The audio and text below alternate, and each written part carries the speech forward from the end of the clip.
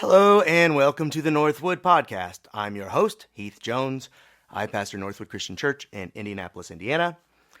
Our church is a part of the Disciples of Christ denomination. Not something that I mention every single time that I talk here, but I think that you should know. I'm proud to be a part of a denomination that emphasizes inclusion and unity.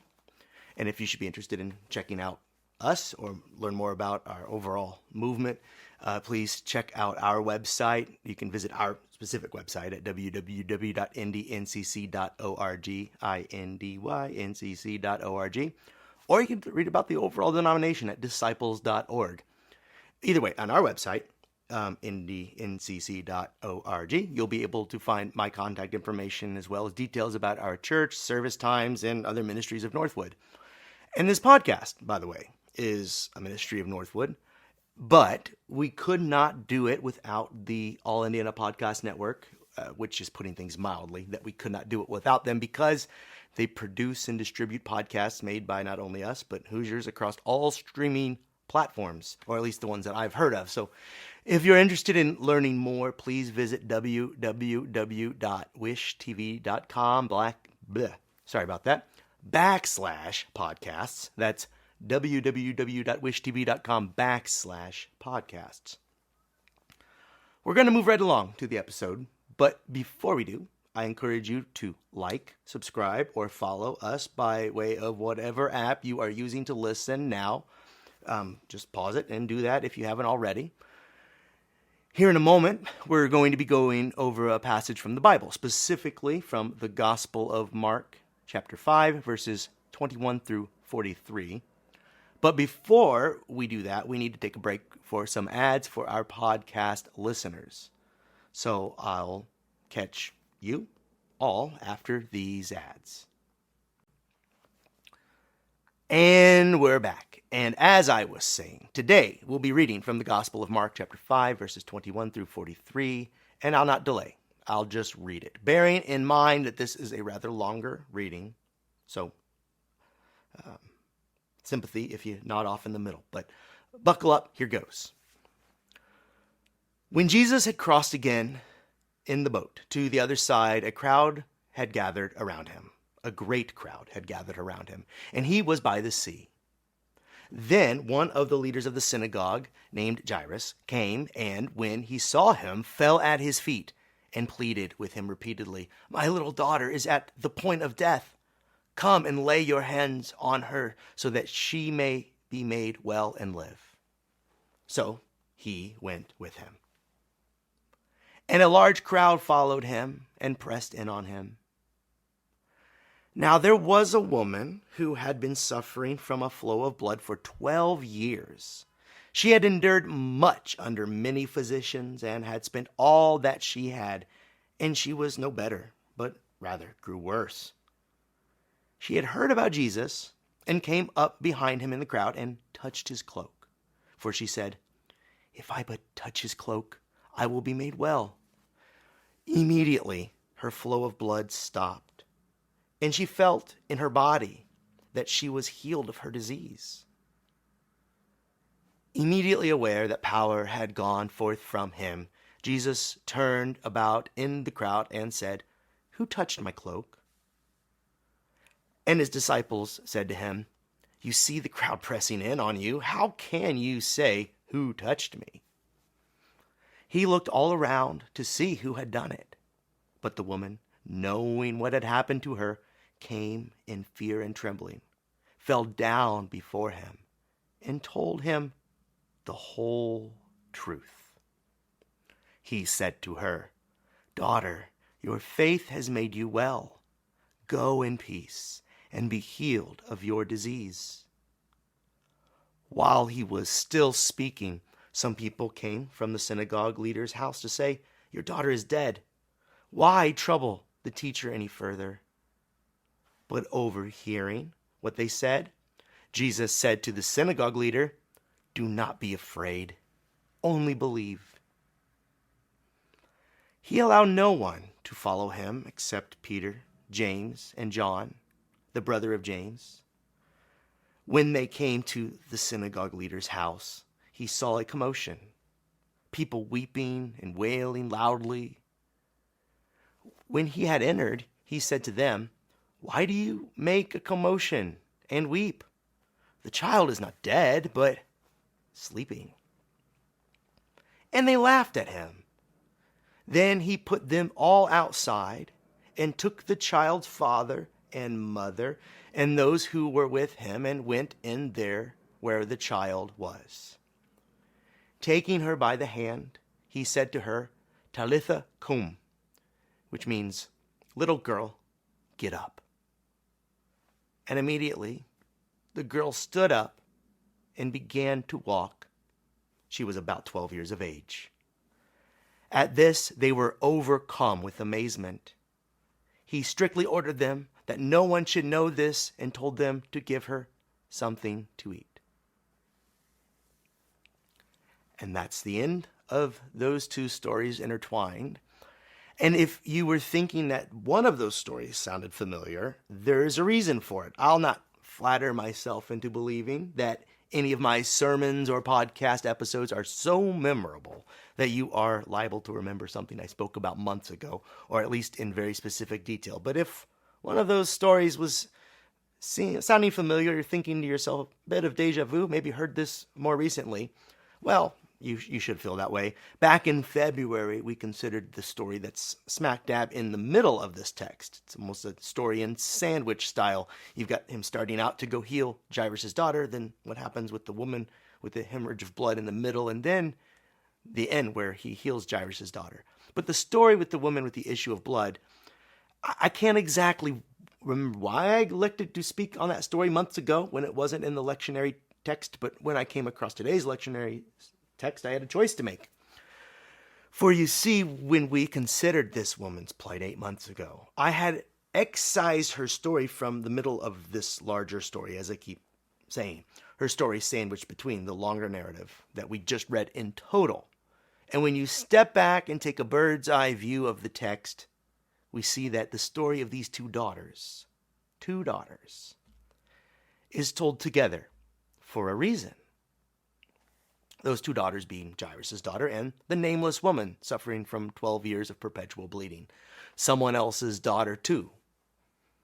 To make this point, I'll ask you to consider a probably more well-known story, one where we maybe focus on one character to the neglect of another that we're meant to also notice, the story of the prodigal son, told in the Gospel of Luke chapter 15.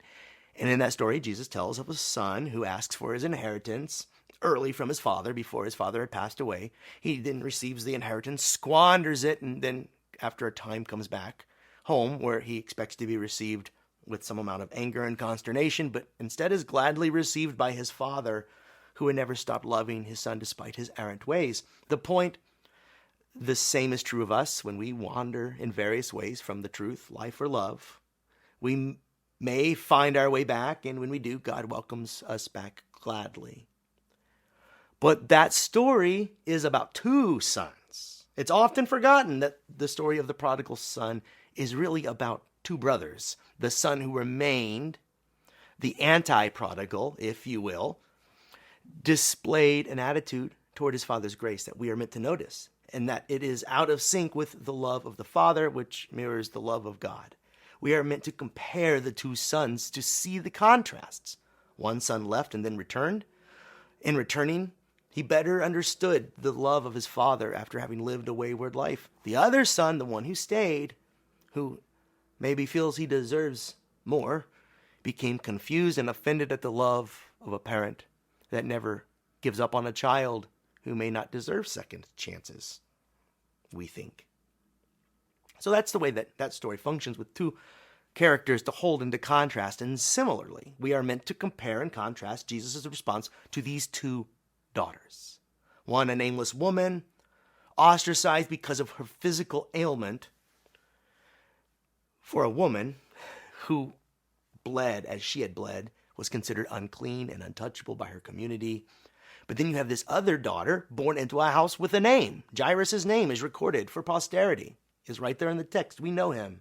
We don't know his daughter's name, but we know at least his name, because he was a leader at the synagogue. There would have been people in the community who first read Mark's gospel decades later who may well have remembered this public figure.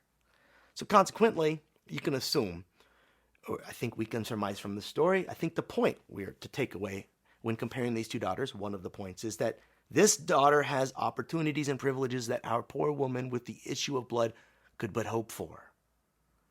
Jairus was the sort of guy, for instance, who could approach Jesus in a public way. In the story we read, he beseeched him to attend to his daughter in front of everyone. Jairus' daughter's situation was such that the whole community, in turn, seems to be in on the action. It's a public interest story. The daughter of a public figure, sick or near dying. Big news in a small community. In the woman who was bleeding, however, while her situation gathers little attention, she has to sneak in through the crowd, so little attention that she can slip through the crowd surreptitiously and inconspicuously touch the hem of Jesus' cloak. We don't know her name, the name of anyone in her family. Now, when Jairus' entreaty was made in public, hers, well, he knew that he could make a house call, ask Jesus rather to make a house call. But the woman's entreaty was so private that it wasn't even spoken in words. She contrived a mere touch, at which Jesus responded, "Who touched me?" Jairus, in contrast, was able to address Jesus publicly, albeit with no small amount of obeisance. He literally did fall down before Jesus and pleaded, but he at least had a voice. From what we know about this man and his likely role in the community, as a leader of his local synagogue, he was most certainly someone with a voice that was often heard. Meaning he was someone who could name his desires in public, even his desperate desires, even whilst pleading, but with an expectation that others would listen. It's a fairly common dynamic, repeated again and again, even today. There are those whose lives and stories that we notice, and others who we don't. When a child goes missing, for instance, or is injured, who is from an affluent home or whose parent is some known public figure, you might hear about their story on the nightly news. You might hear about it for months if it is not resolved quickly. Even if it is states away, you might see a news report. My whole life I've seen these sorts of things.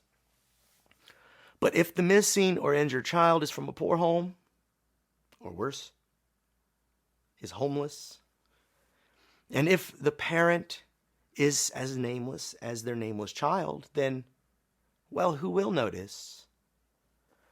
We notice some people, and we fail to notice or overtly ignore many others. This is the reality we have come to accept. The question for the reader, hearer of these stories today is, which of these two daughters did Jesus notice? Which of these did he heal? If one or both of these two daughters were lost or hurt, which do you think Jesus would try to help? Rhetorical questions, all of these. He noticed and healed them both.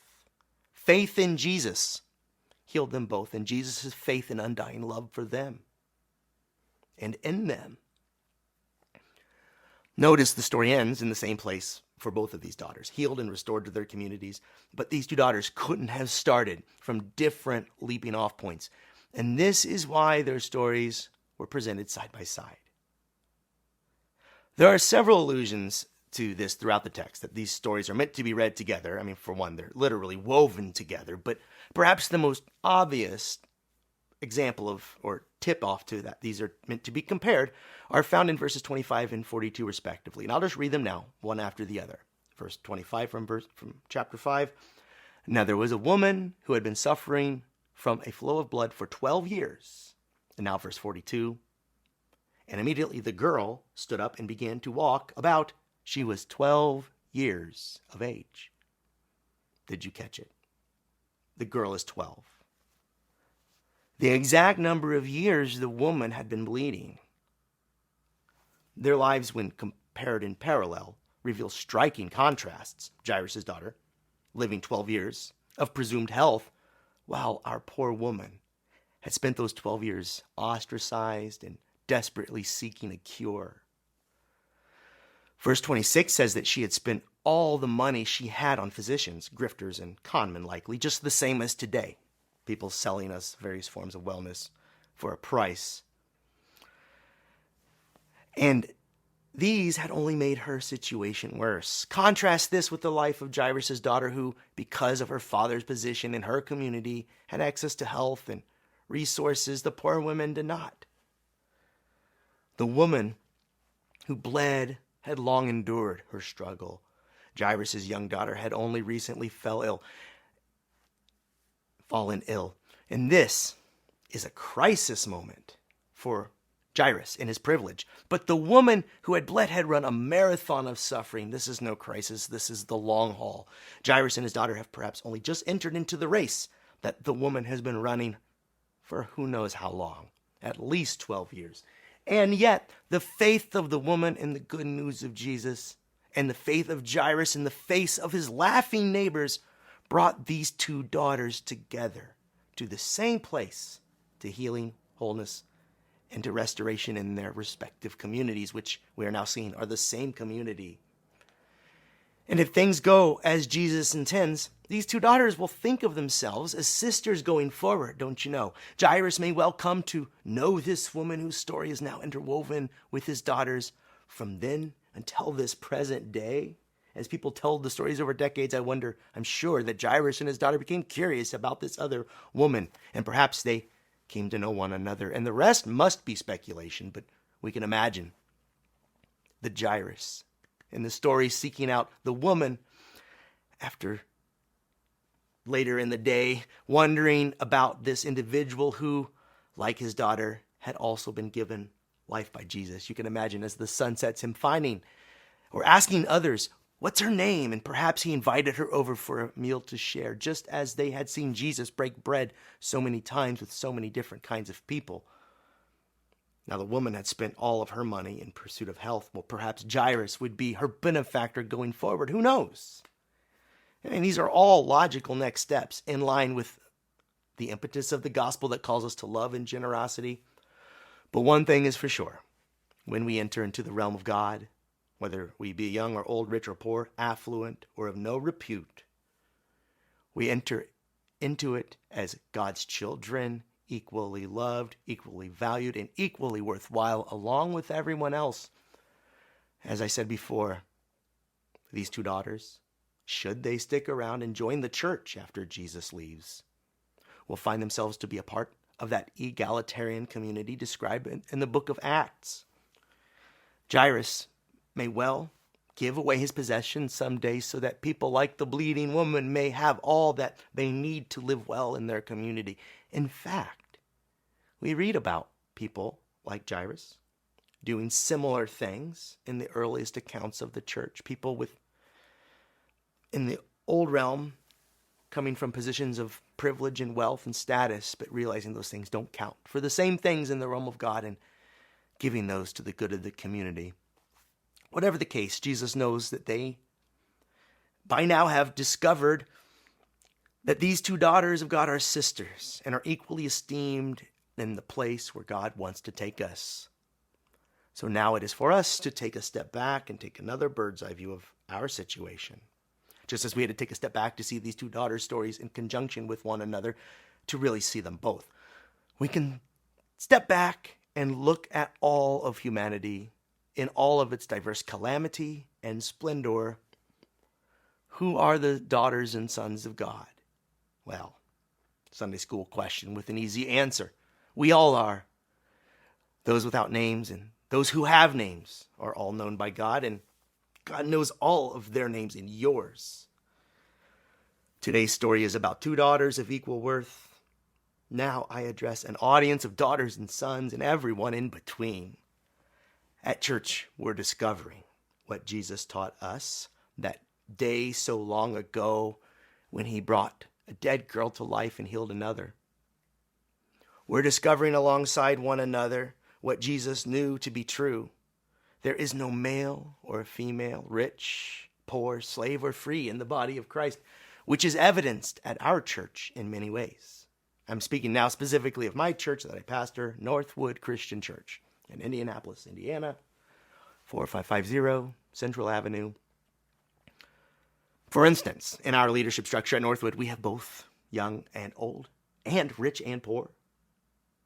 I'll not say slave and free in the sense written about in the Bible, as it was literally speaking about the owning of other humans, but there are many in our churches who are trapped in any number of ruts, struggles, addictions, or anxieties.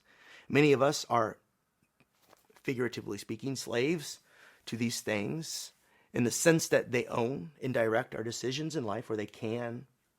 But in the church, this matters less and less, and we are elevated to positions of meaning despite our imperfections. We grow together, rich and poor, struggling and stable alike. I think that a lot of the fun with this story today is in the imagining of what life was like after these miracles. As I said before, just imagining that was what made my mind go to interesting places. Did the woman take on Jairus' daughter as a sort of goddaughter? Or did these people relate after these events occurred? We'll never know. But near and all around us, we have a living example of this story playing out in real time in our own lives. We've come to our churches together to find healing and restoration in Jesus Christ, and we found it together. Our story is like the stories we consider today, except spread out over lifetimes, generationally. But I hope you'll notice along the way that Jesus is calling us each out of scripted roles in our society, those roles that our society will give us, and into much more important designations, or more specifically, one more important designation, child of God. For this is who you really are, and so is everyone else you meet. So treat them this way, and you will discover that they have a name and a story just like you.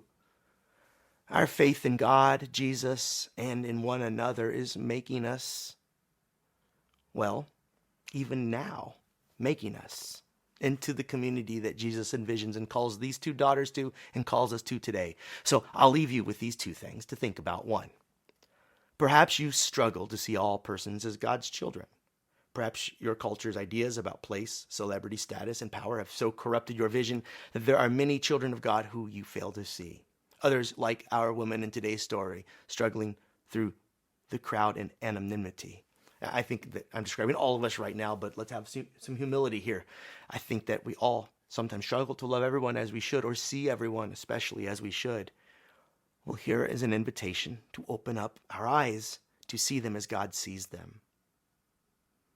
But perhaps this is not your primary struggle. Perhaps you are like the woman, unnoticed, no big-name father like Jairus to advocate for you.